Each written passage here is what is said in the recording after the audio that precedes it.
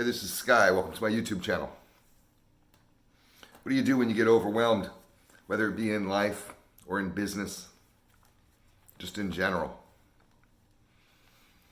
Most people's first response is to shut down, go run away, hide somewhere, freak out, have a panic attack, go get drunk. Everybody has their own little initial response, but when you get done with your little bitch fit, you have to get back to reality.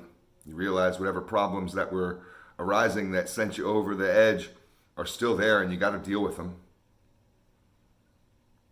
So here's what I wrote down: 1, 2, 3, 4, 5, 6 little tactics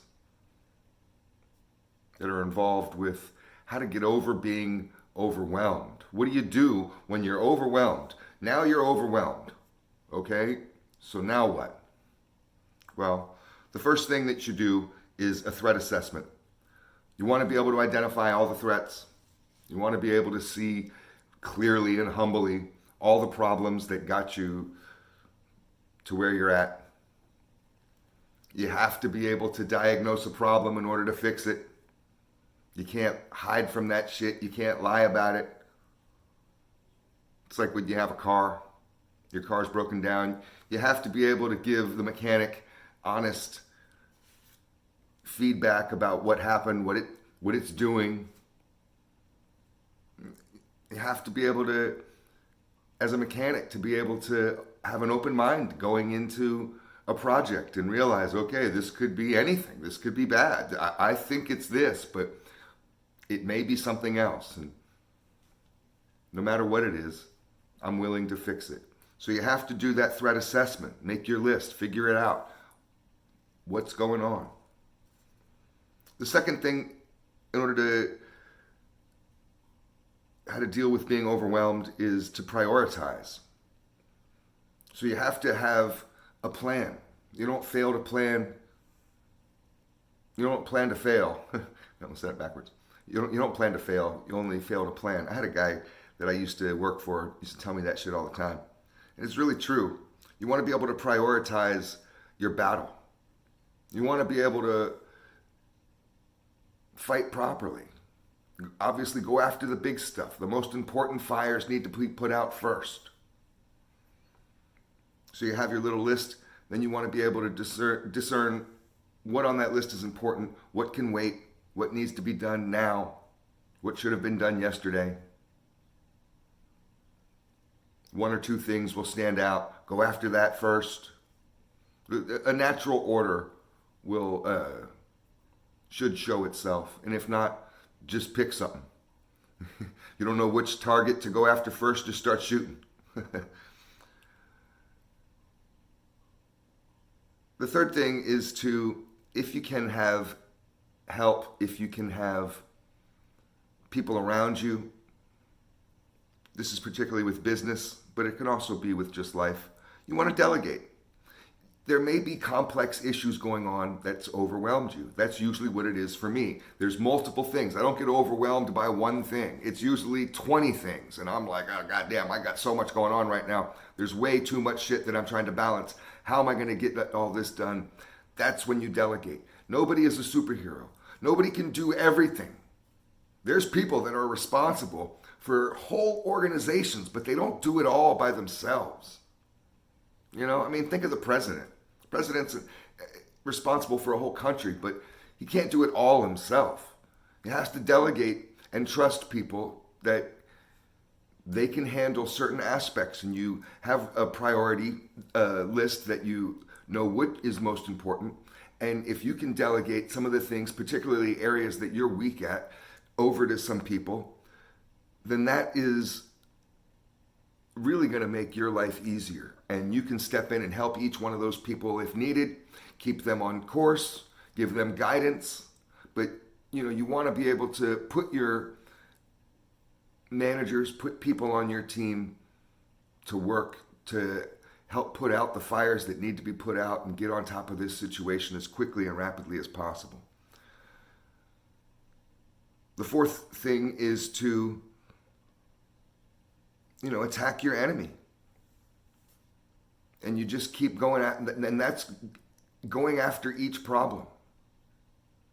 Get in there, get your feet dirty. Make that call if you need to make that call. Whatever you need to do to get out, and start with the big stuff, the most important stuff, and get after it, one by one. And if you have to make a list, check it off and say, okay, I did that, I paid those bills, now let's get after this. Okay, so, go after it, get to work. There's nothing that feels better in a state of anxiety than putting in work towards what's making you anxious.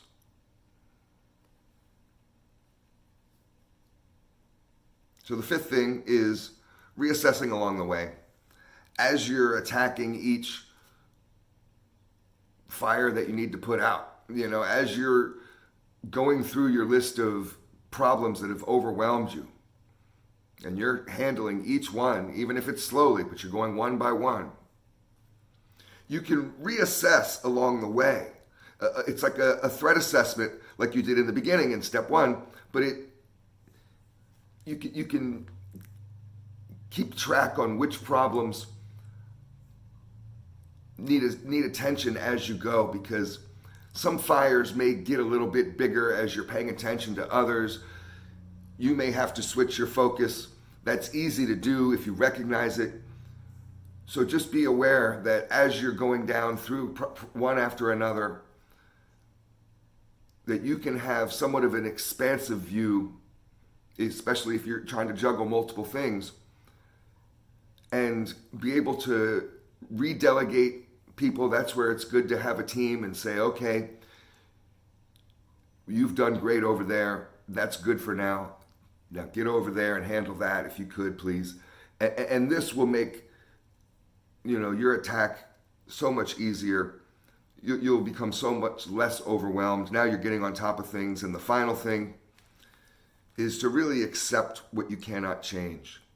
It's kind of a proverb from the Serenity Prayer. Change the things you can, accept the things you cannot change, and have the wisdom to know the difference. It's really important to be able to accept what we can't change. We can get overwhelmed. We want to get on top of everything. We want to fix everything so it's perfect, so it's just like it was, or fix it so, make things better. We want to get into a positive state of mind, and, all the action in the world sometimes can't fix certain things. Some things we have to leave to a higher power. Some things we just have to cross our fingers for. Some things we can't change. We have to just accept that that's what happened and move on. Being able to get into that state of mind will put you into a better place to make better decisions going forward. And it's all about going forward. This is what I ask people when we get into problems. When somebody has a problem in business or in real life, we can whine and cry about it and stomp around and be frustrated. But the main question is, what are you going to do about it? What's the next step forward? And we can't get into a healthy state of mind to make that choice until we can get past some of the emotional attachment that we have to the trauma that has been caused to begin with. Accept what you can't change, and you can get into a healthy state of mind. These are just some tips to get past being overwhelmed. I hope this helps. It's all food for thought. Thanks for watching.